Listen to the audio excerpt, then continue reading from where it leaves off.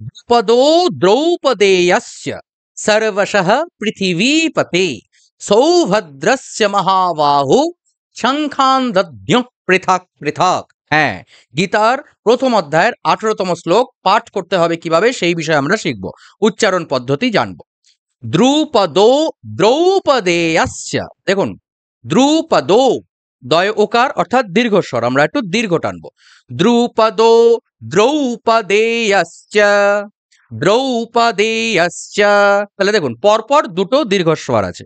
দ্রুপদো দ্রৌপদেয়স্য सर्वशः पृथिवीपते सर्वशः পৃথিবীপতে, বয় দীর্ঘিকার, তাই আমরা দীর্ঘ টানবো। দেখুন এই দীর্ঘস্বর আর রসস্বরটাকে যদি আপনারা একবার প্র্যাকটিস করে ফেলতে পারেন না, তাহলে জানবেন যে সংস্কৃত আপনাদের প্রায় হাতের মুঠোয়।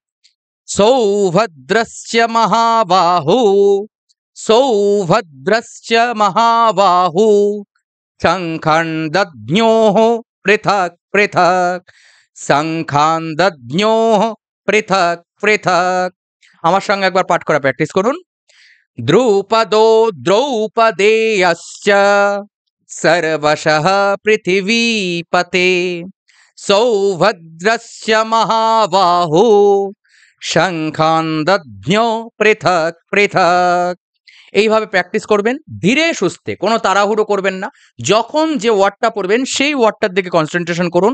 আপনারাও পারবেন শ্রীমদ্ ভাগবত গীতাকে একদম সঠিকভাবে শুদ্ধ উচ্চারণে পাঠ করতে। এটা আমি শিবপ্রসাদ মুখোপাধ্যায় আপনাদের গ্যারেন্টি দিচ্ছি।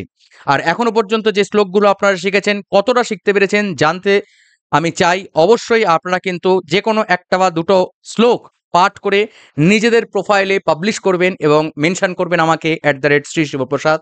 আমি আপনাদের ভিডিওগুলো দেখতে চাই। জয় গীতা, জয় সনাতন, জয় সনাতন।